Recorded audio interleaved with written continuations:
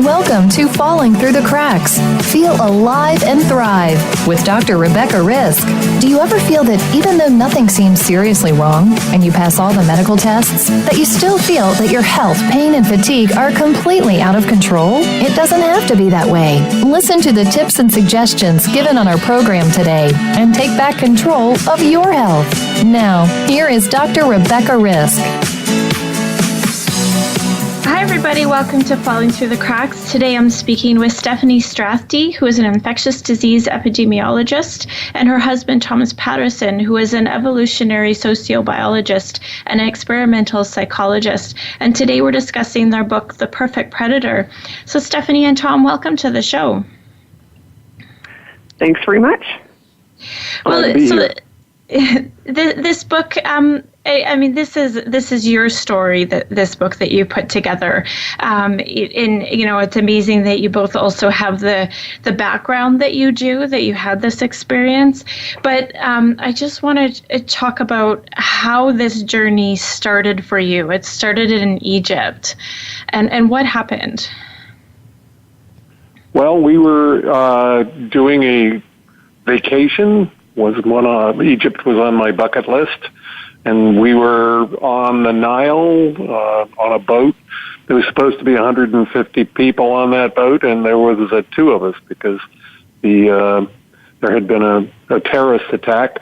I thought that was a great time to go because nothing was crowded.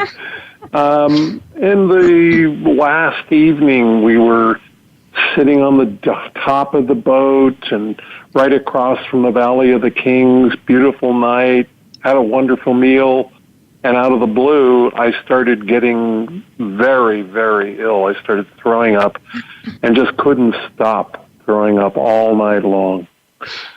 And Steph insisted that after about 24 hours of this, she insisted we call a physician to the boat, and he came and gave me some fluids and an antibiotic and thought I was going to be just fine. And but I just kept getting worse and worse.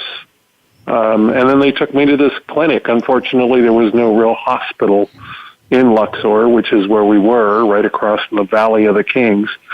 And in the clinic, they discovered that I had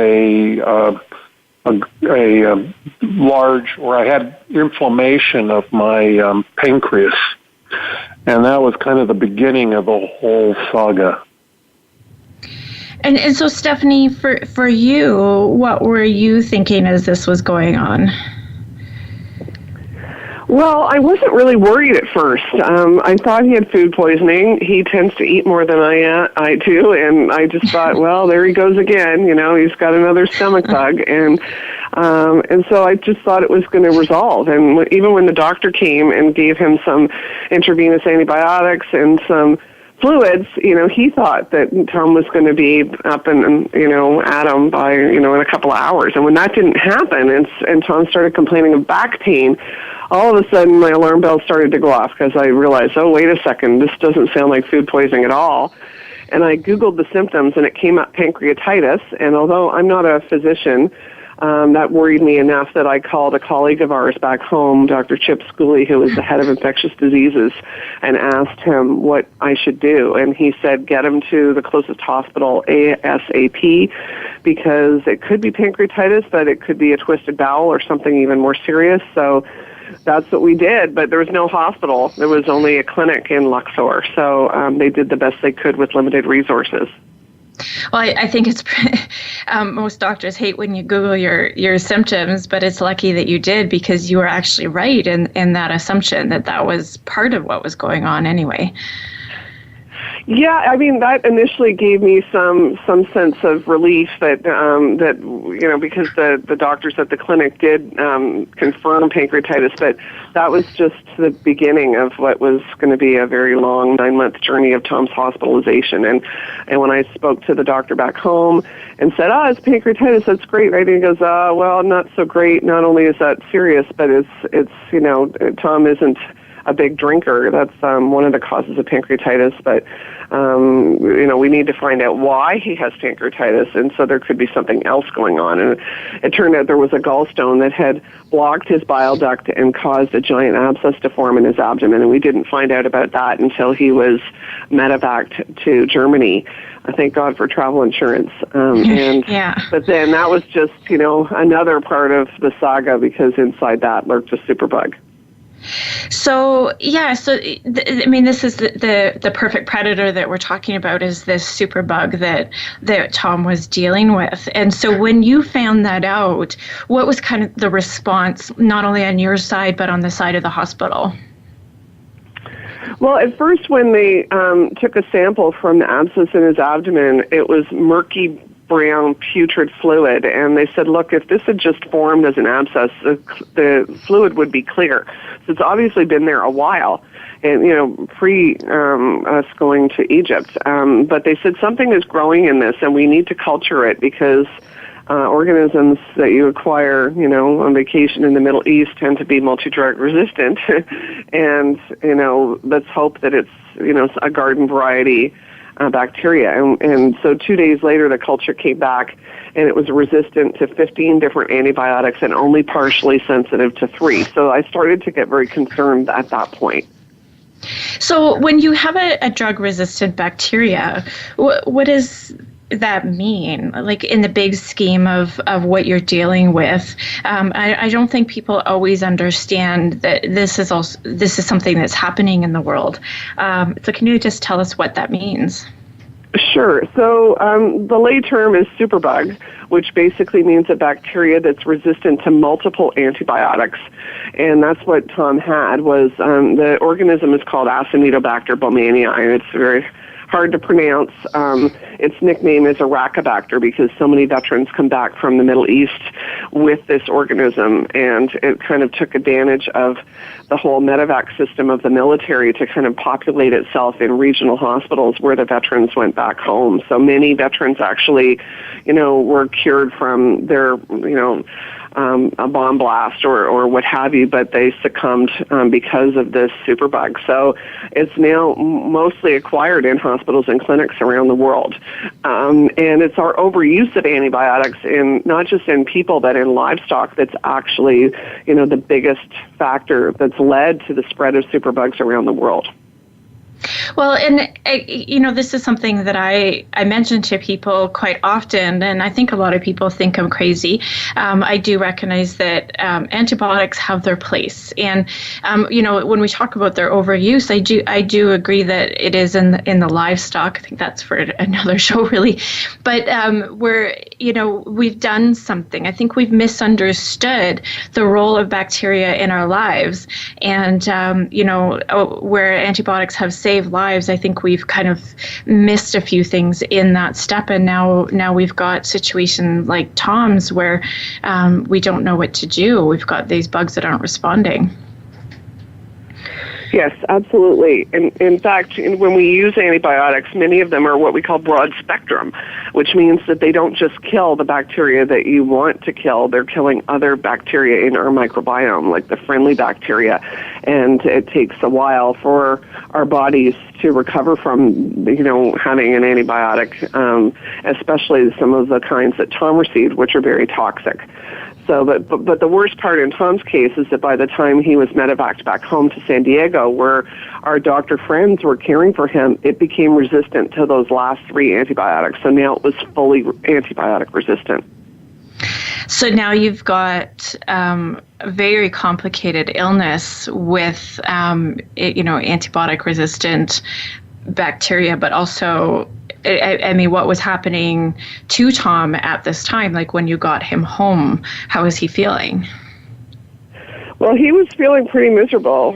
He can tell you about that, but one of the big decisions was how to deal with this, because this bacteria was still at this point captured within the abscess, and it was basically moved into this nice little apartment that Tom had built inside his body, to kind of wall off the problem. And as long as it stayed there, the feeling was, well, maybe his immune system can get stronger and fight it.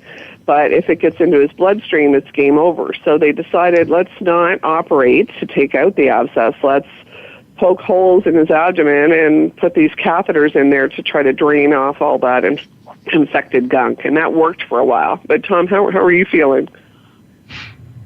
Well, initially for me, there was a lot of pain, but very early on in this, because of the toxins from the infection, because of lack of sleep, because people who are in ICUs, at least 50% of them are going to experience hallucinations. I started hallucinating and had delusions, so I was in and out of consciousness for about 5 months of the 9 months that I was in the hospital. So do you remember anything that happened? Oh, yes. In fact, there's two answers or two angles to this. There's the psychological and there's the physical part. For me, I was conscious, in and out of consciousness during the entire period. So I have an episodic memory of, the actual hospitalization.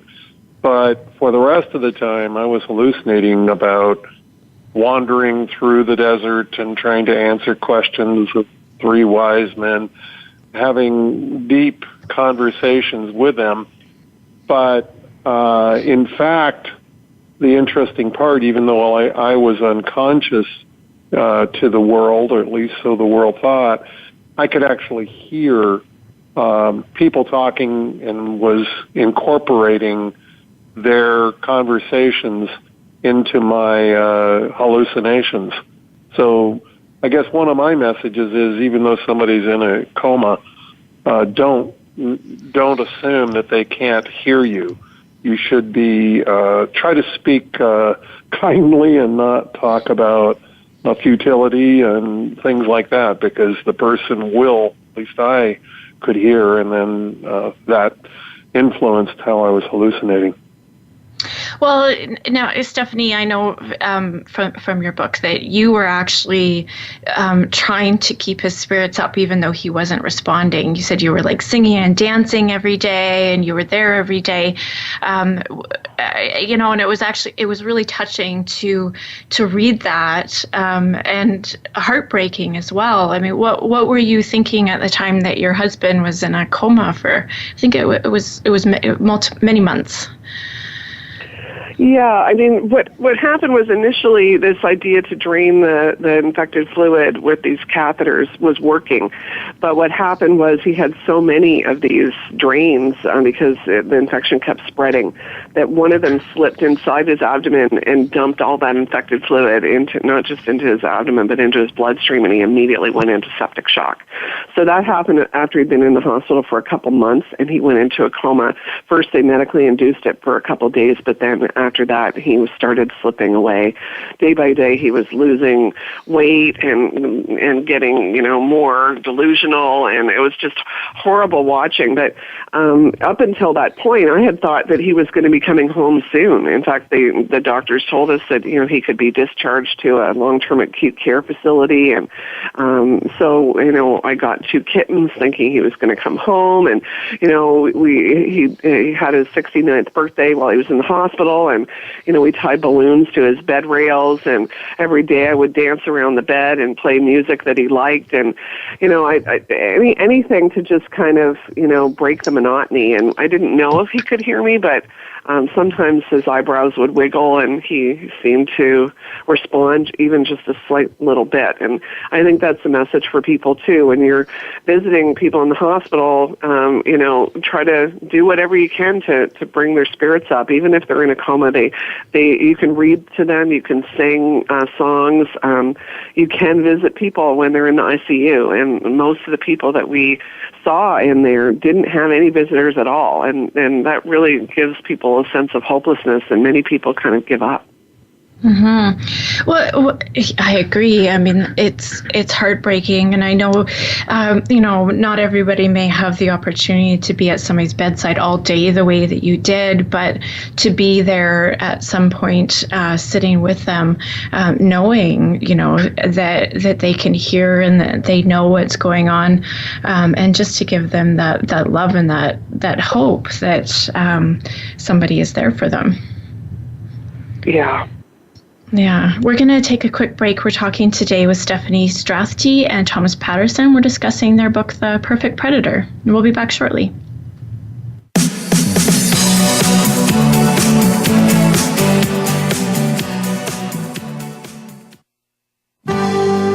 Your life, your health, your network. You're listening to Voice America Health and Wellness. The largest syndicated alternative health talk program has come to the Voice America Network. The Dr. Bob Martin Show is the program that will answer your health questions and help you to heal your own body of many different ailments. Each week, you'll hear the answers that Dr. Bob gives to his callers that help them to be their own doctor most of the time. We'll also discuss developments on the healthcare front and what you need to do to keep your body in top form. The Dr. Bob Martin Show airs Wednesday mornings at 9 a.m. Eastern, 6 a.m. Pacific on Voice America Health and Wellness. The Voice America Live Events channel is here now to showcase your corporate, individual, or organization's live event. Visit voiceamerica.com/live events to see all of our past live events and find out more. Whether it's a multi-day conference, special speaker, or single-day event, we've got everything to make your event a success. We can do a few hours or a few days. For more information about taking your event to the next level, call Jeff Spinard at 480-294-6417 or email info@voiceamerica.com. Again, that's Jeff Spinard at 480-294-6417 or send us an email to info@voiceamerica.com. Voice America is where you are and where you want to be. Join us around the globe as we broadcast live from some of the most interesting events available. Don't forget to view all our live events, including on-demand access to past events that you may have missed by visiting voiceamerica.com/live events.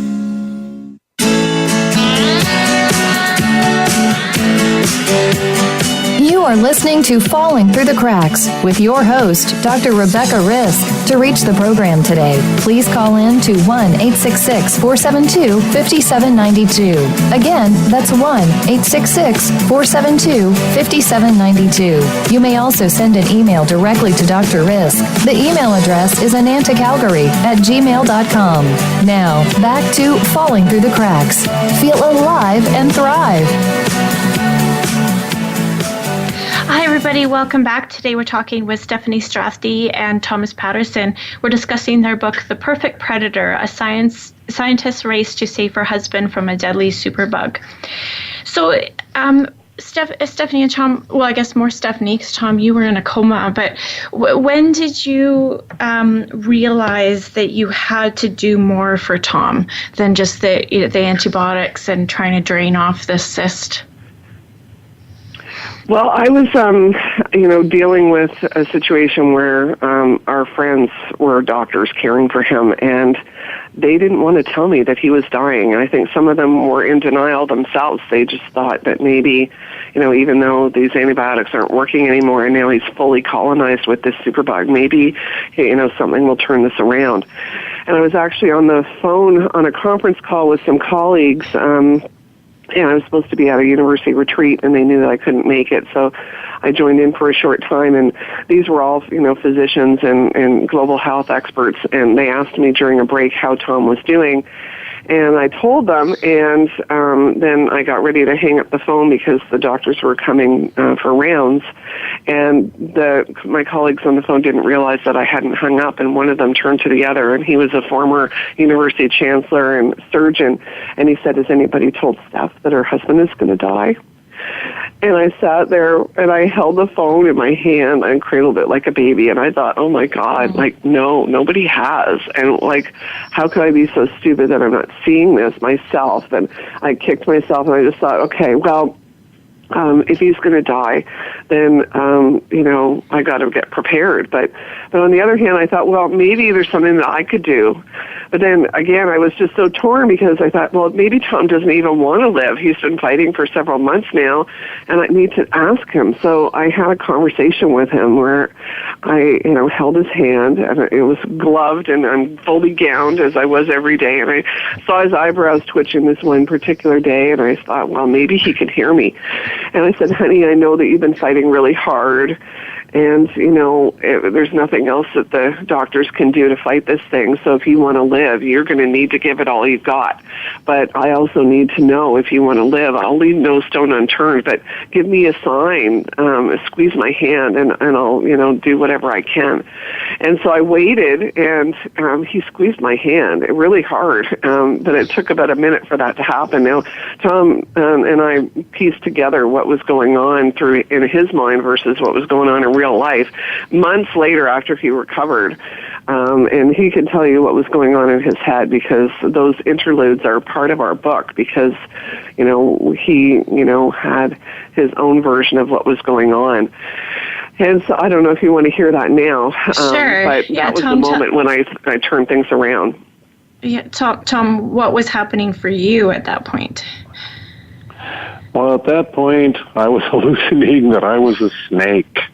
I was being filmed for a documentary about end of life, and the only thing that was alive in me was a little red light blinking in my tail, and people would come and stand over me and film me, and Beatles music was playing in the background. It was totally crazy. But at the same time, when Steph asked me to squeeze her hand, I had a problem. The problem was that I didn't have hands. So it took me a minute to figure out that I could wrap my body around her hand and squeeze it. So it was, in retrospect, the whole hallucination was about what was going on in the environment, doctors coming and standing over me and talking about futility. So I was, being filmed, and the snake came from the fact that they were putting a device down my throat that looked kind of like a snake. And so, I was just messing up what was going on in the real world. But when Steph asked if I wanted to live, I could hear her from far away and responded as best I could. Well, and Steph, you took, so that response was you squeezing her hand, and Steph, you took that as a sign that you needed to do everything that you could to save him. Is that right? Absolutely. I mean, obviously, I wasn't a physician, so I felt a little helpless at first, but then I decided, you know what? If he dies, I just want to know that I did everything that I could. And so I went home and I did what anybody would do. I Googled it. And luckily, I am a researcher. I'm a scientist, and I used not just Google, but also PubMed, which is a free search engine that the National Library of Medicine has developed that anybody can use. I put in words like antibiotic resistance, the name of his organism, and alternative treatments, and up popped a paper that had an obscure 100-year-old forgotten cure in it called bacteriophage therapy, or phage therapy for short. So what is that? Well, phages, or bacteriophage, are viruses that have naturally evolved to attack bacteria. They're the oldest organism on the planet. They're 100 times smaller than bacteria. It's estimated that there are 10 million trillion phages on the planet, and they're everywhere that you find bacteria because that's what they prey upon. So they are the perfect predator for bacteria, and that's where the name of our book came from. And so wherever you find bacteria, like in soil, in water, or skin, inside our guts, you're going to find phage. And they've kind of been what's called the viral dark matter of our microbiomes, because sometimes they're hard to culture and to study. And they were discovered 100 years ago by a French Canadian who actually did use them to treat bacterial infections for quite some time before penicillin came on the scene, and then the West kind of forgot about them. Well, I found this part really fascinating in your book, because it's something that we've forgotten about, but it seems like this is our natural defense against bacteria, and there's an imbalance somewhere if we're lacking these. I mean, I guess maybe we don't know enough, but it just seemed to me that this is probably something that we're supposed to have more of, or that we're supposed to have help with, and something's happened that it's, we have these superbugs. Maybe I don't know. Maybe you know more. Well, I mean, I'm not a phage expert, but I've researched it extensively and learned a lot from other phage researchers around the world. So it's estimated that there's about 30 billion phages that are absorbed in and out of our bodies every single day. They are the gatekeepers of our microbiome. The bacteria get most of the credit with probiotics and things like that. Some people are trying to cash in on the new interest in phage by saying, our probiotics have phage in them, but we don't know enough. You're exactly right. We don't know enough about the interplay between bacteria, phage, and the immune system to be able to say what phage products or supplements would be right for a person. But someday it's hoped that phage could be used to groom the microbiome to get rid of the nasty, bacteria, and which includes superbugs, and keep the friendly ones from being killed, because phage only kill the specific bacteria that they match to, and that's what's really great about them compared to antibiotics, which, as we just talked about, have this kind of scorched earth approach where they kill the friendly bacteria too. So as soon as the phage kill the bacteria that they match to, they're naturally excreted by the body. And so that's the beauty, is that they kill the superbugs if you're, using phage to kill a superbug, as we did in Tom's case, and they leave everything else alone. They have been extensively used in the former Soviet Union, in particular the Republic of Georgia and in Poland. And that was one of the reasons why phage therapy was forgotten in the West as well, because there was a geopolitical bias against Russia during World War II. And so it's really, I think, a real shame, because phage were used to discover a lot of wonderful things in science, like, molecular biology, genetic engineering, cancer biology, CRISPR, phage display, which won the Nobel Prize just last year in chemistry. So, and yet phage therapy was just kind of relegated to the back burner until Tom's case, which really was, brought it back to North America. Well, we are going to talk about that, but I'm just hypothesizing that if we look at this deeper, phage treatments can be used for cattle in replacement of the antibiotics that they're using, so that we're not overusing antibiotics and creating more superbugs. Not just for people, but just like this, it just seems to make more sense to me that we would do something like that instead of broad spectrum antibiotics that are killing everything and creating superbugs. You're right. Phage are actually being studied right now as treatment for livestock, so that they can replace antibiotics.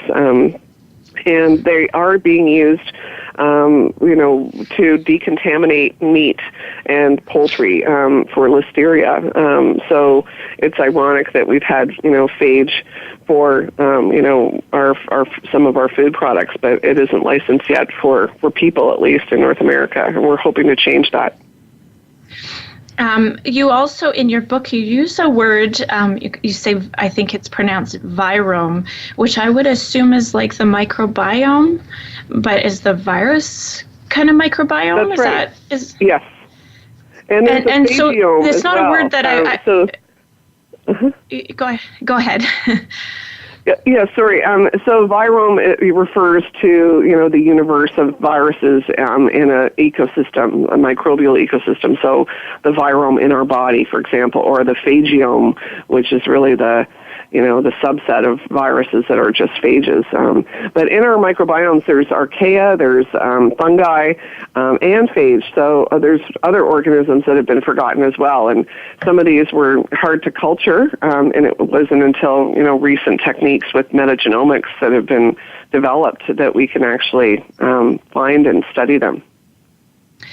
Yeah, I found that very interesting. It just hadn't occurred to me. We talk about microbiome and the bacteria that we need, and I've done a show on even the microbiome in our homes, which is something we don't understand as well, and on our skin. And we just know so little about these bugs that live with us that are, I would think, protecting us, and we've gone and killed them all.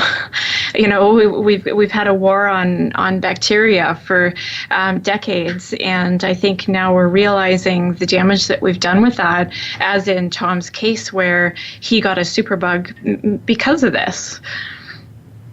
Yes, that's right. I find this very fascinating. So when you decided to do this treatment, you said that this was the first case in North America, like the first treatment for phage? Well, there have been other cases, and most of these have been topical, which means sprinkled the phage on the skin. So for, say, a diabetic toe ulcer, there have been a couple of anecdotal reports of intravenous phage therapy, but this was appears to be the first documented case of intravenous phage therapy to treat a systemic superbug infection, because he was fully colonized. So we just didn't want to just put the phage only in the tubes in close to his abscess. We decided to inject them into his body, and that was one of the scariest aspects of this. But we were convinced that from talking to phage researchers that if there was a hidden reservoir of bacteria that the phage didn't reach because we didn't inject them into his body, that the bacteria could become resistant right away. Because you've got to think of it as like a miniature warfare that you can't see. It's almost like a miniature King Kong versus a miniature Godzilla. But Tom actually has a really nice metaphor to explain it to the lay person if you want to hear it. Sure. Well, I think of my body as an African plain where there's great migrations occurring, and the wildebeest or the herds moving across these plain. The wildebeest you could think of as bacteria, and sometimes there's too many wildebeest, and so they get out of control. They're starting to eat all of the grass, which is my body. And so you have, in quotes, an infection, if you will, and you need to control it. And so what controls it is predators.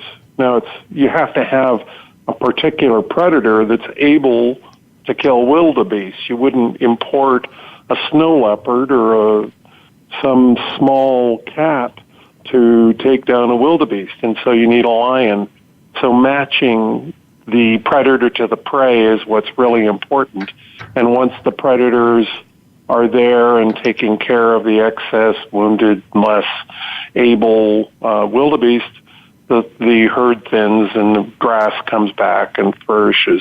So in a general situation, everything is in balance. But when things get out of balance, that's when you have problems. Which I agree with you. I think I've often forgot about this. It's just something that we've been talking about in recent years, as we have superbugs like yours that are hurting people and killing people. That we're stuck. We don't have anything to do. So when the antibiotics don't work, what do? That's our first defense against the bacteria. And you guys really took that outside the box for sure, and I'm glad you did. Now, Tom, when I know Steffanie told you that this was going on, do you remember any of this happening? The actual first administration, I don't remember. I was in a deep coma at that point. Was near death, very near death. They were about to pull the plug. They were discussing it. All of the life support that I was on was, they were talking about discontinuing it. So Steph is best able to describe exactly what happened at that last moment. Yeah, it was very scary. We got 2 phage cocktails from phage researchers around the U.S., and some of these were obtained from other researchers around the globe. I had reached out to total strangers that I found their information on the internet by just, again, going to PubMed and putting in, phage or bacteriophage and the name of his superbug, and found research teams that were studying it. And I wrote them an impassioned plea and sent a photo of Tom lying in a coma, and I said, could you please help us? I know that you probably get lots of requests, but my husband is going to die. And Ryland Young from Texas A&M responded and said, I would normally refer you to like 1 or 2 phage companies that sometimes help patients, but I'm the same age as your husband. I've been working on phage a long time. I'm about to retire. It'd be nice to see phage therapy work sometime, and maybe this is the case that could turn things around. And he also thought that I was somebody that could cut through the red tape to make this happen, because there's a lot of regulatory hurdles that had to be dealt with. And so he agreed to receive Tom's bacterial isolate and turned his lab essentially into a command center for the next several weeks and even months. And one of the graduate students in his lab, Adriana Hernandez, actually slept in the lab trying to find phage to match Tom's bacteria. And lo and behold, they did. They found several phages that matched and got those purified and sent to us. And at the last minute, we had to call in San Diego State University to re-purify the phages when we realized that we were going to have to inject them into him. So we wanted them to be as pure as possible. And the FDA was also instrumental when we contacted them to get approval for compassionate use, which basically means experimental treatment that is not approved for a dying patient. The FDA put us in touch with the Navy, who was also researching phage, and they had a whole library of phages for Acinetobacter baumannii, Tom's superbug, and these had only been used in mice and rats, not in people.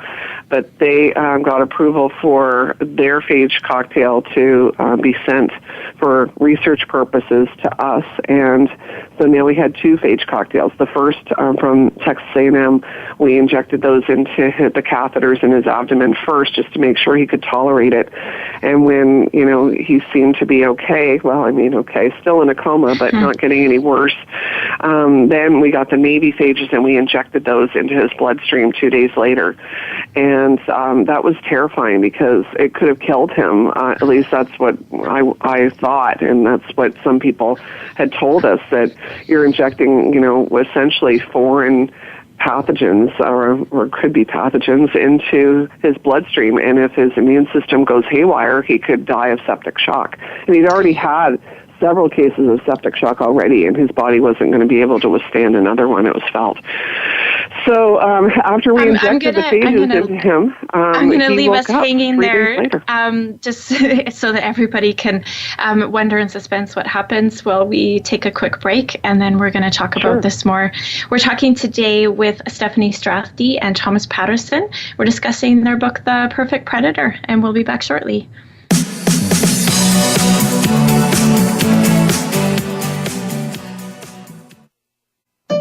Opinions, options, answers. You're listening to Voice America Health and Wellness. Take us on the go. It's even easier now. The Voice America Talk Radio Network has a mobile app for iOS, Android, or Amazon Kindle. Visit the Apple App Store, Amazon, or Google Play to download the app powered by Aircast. It's free and no registration is necessary. In minutes, you could be enjoying your favorite Voice America Talk Radio host no matter where you are, in the car, out and about, while traveling, or anytime you can't be close to your computer. Catch up on the archives you've missed or discover new shows on the spot. Search Voice America at your favorite app store. We're on the pulse of the world with great shows and hosts. The Voice America Health and Wellness channel is also on Twitter. We've got ideas to keep you healthy, breaking health news, and more. Follow us on Twitter at VoiceAMHealth. That's at VoiceAMHealth. Opinions, options, answers. You're listening to Voice America Health and Wellness.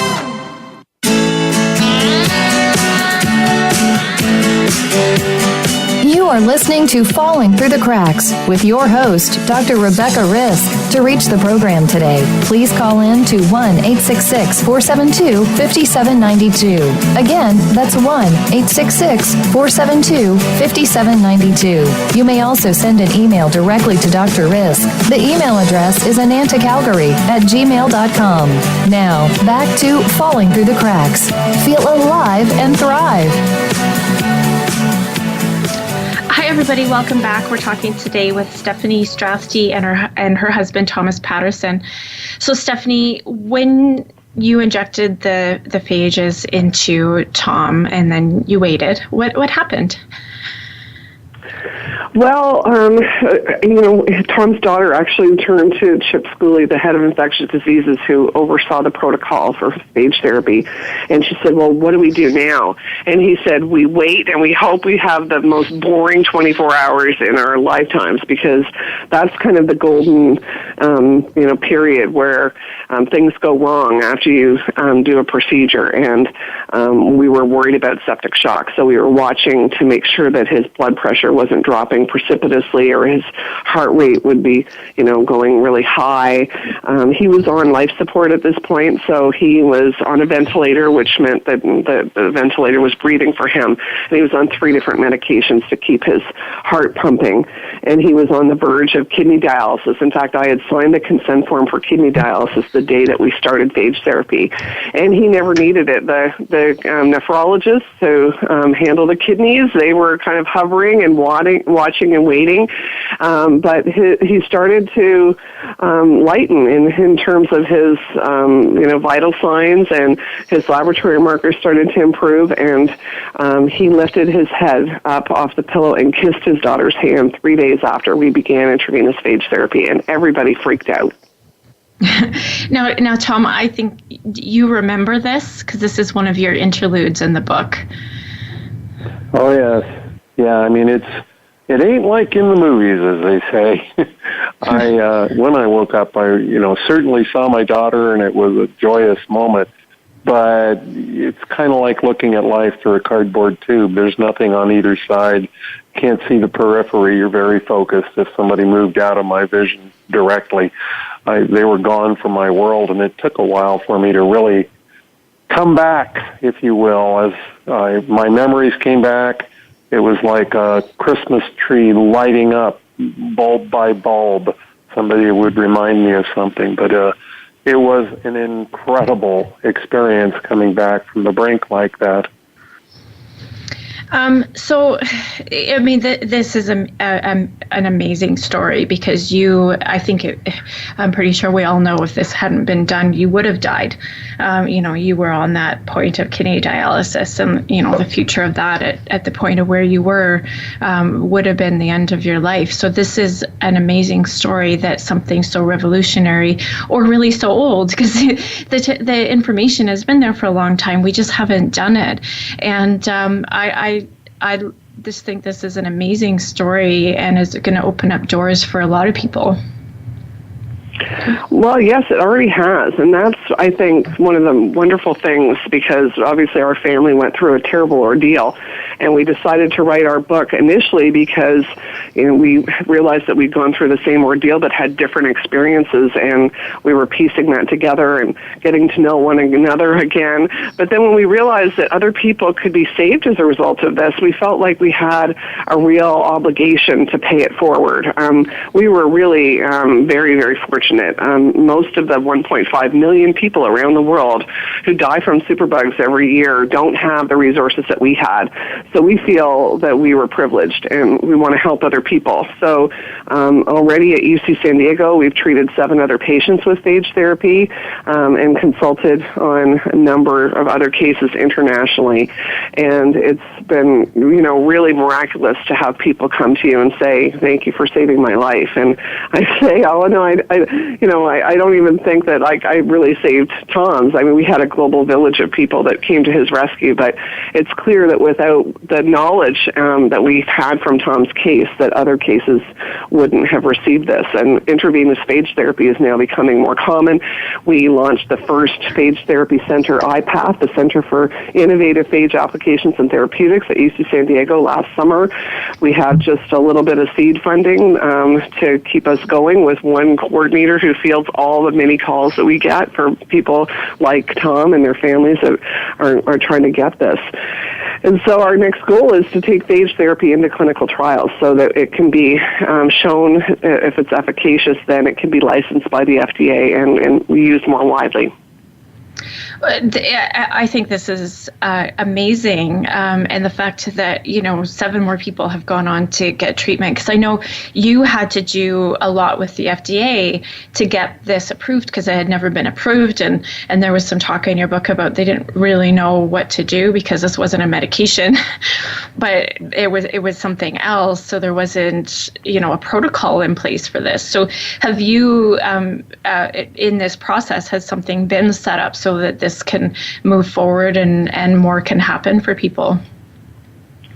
Well, just like fecal transplants, the drug is alive in the case of phage therapy. So there is no regulatory pathway at the FDA for a living drug like this. They are considering cases on a case-by-case basis. And as a result of Tom's case, they now will give approval for an entire phage cocktail with what they call an emergency investigational new drug, or EIND, for patients that are, at the brink of death. But it used to be that you needed an EIND for every single phage.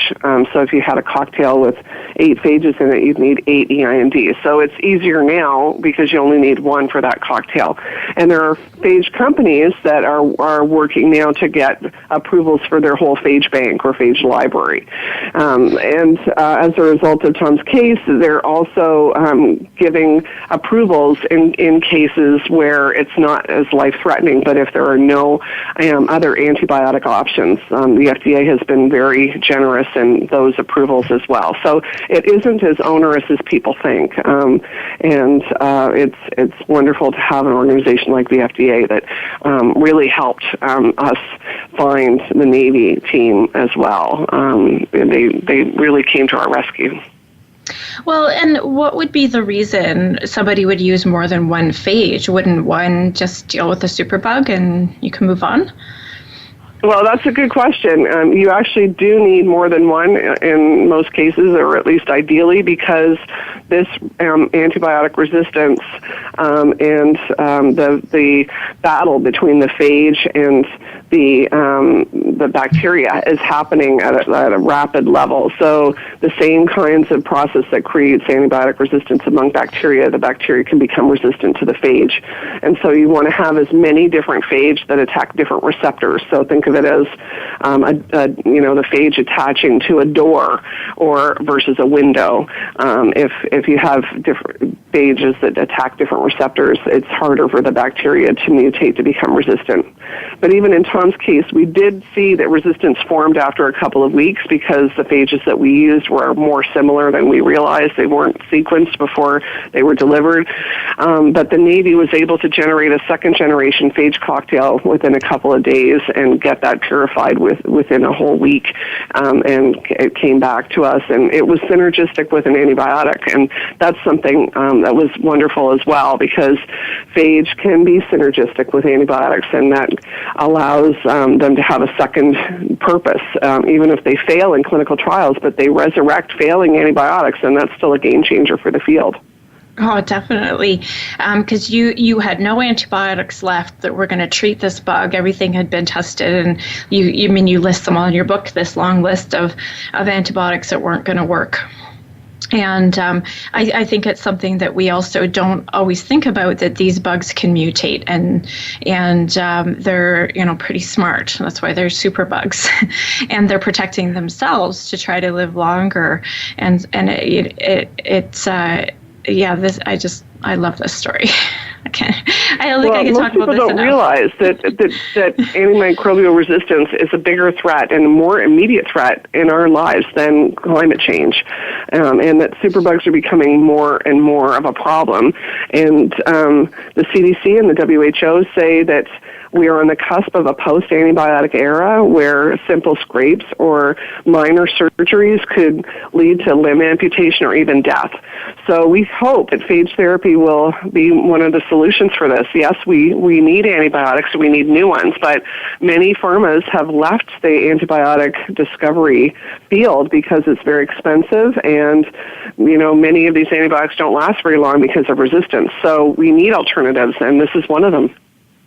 Yeah, which is pretty amazing, and I didn't know that they could become synergistic with antibiotics. So that's also amazing that if an antibiotic doesn't work or a phage doesn't work, we've got the two together that might work. So would the future of this be sending your bacteria isolate to a lab the way you did with Tom, and then them finding what would work for the superbug, and then you would have like a different protocol than even somebody else with the same superbug diagnosis? Yes, that's one avenue, to have a personalized phage cocktail for every person who has a superbug. But there's also fixed phage cocktails, that could be off the shelf. And there are some organisms like MRSA that lend themselves to fixed cocktails because, say, 20 to 30 phages appear to cover the majority of MRSA and other staph infections around the world. Whereas with a case like Tom's, his superbug, the phage have to be matched to the specific isolate. That means Tom's own bacteria, not just the genus and the species. Also on the horizon are genetically modified phage cocktails and synthetic phage cocktails. So there's research and biotech teams that are actively working in this area, and that's going to happen sooner than you think. That's pretty amazing. Tom, how do you feel now? I'm feeling great. We went on a vacation to Costa Rica. I'm going to be going up to Canada salmon fishing in a couple of months. For a few days, I'm doing great. Back to work, pumping out papers, doing what researchers do. Very happy to be on Earth. I'd say that one part of the story is, in the future, hopefully people aren't going to have to spend as much time in the hospital. Had phages been available, I would be been out of the hospital much, much sooner. I wouldn't have had to gone through what I did. But I was in the right place at the right time, which is really phenomenal. But I think, in general, you have to look at me and think I'm the experimental animal, a large rat, if you will, and but I represent hope for the future that antibiotic resistance can be overcome with phages. Well, and you've definitely have paved a way for other people. Now, if there is somebody who is listening to this and wants more information or thinks you might be able to help them, how can they get a hold of you or your book? Well, we have launched the first phage therapy center in North America at UC San Diego, and it's called iPath. So that's iPath.ucsd.edu. Our email address is iPath@ucsd.edu. So if you have a superbug infection that is resistant to all antibiotics, you can contact us and we can see if we can help. We are a nonprofit, and we are fundraising and hoping to move phage therapy into clinical trials. Our book is The Perfect Predator, A Scientist's Race to Save Her Husband from a Deadly Superbug. It's in bookstores now, on hardcover and Audible and Kindle, and our website for our book is theperfectpredator.com. Well, and I encourage anybody to pick it up because it's not just a scientific story. I was crying. I was intrigued. I actually couldn't put it down. And I think it was a very beautiful way to tell such a revolutionary story that needed to be told. So thank you so much for both of you for sharing this.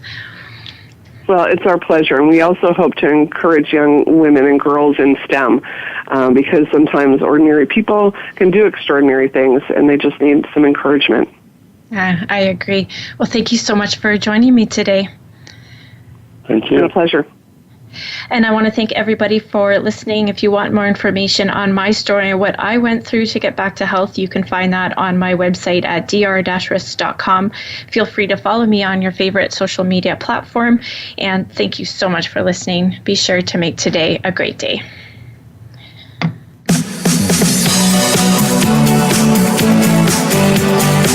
Thank you for tuning in to this week's edition of Falling Through the Cracks. Feel alive and thrive. Please join Dr. Rebecca Risk again next Monday at noon Eastern Time and 9 a.m. Pacific Time.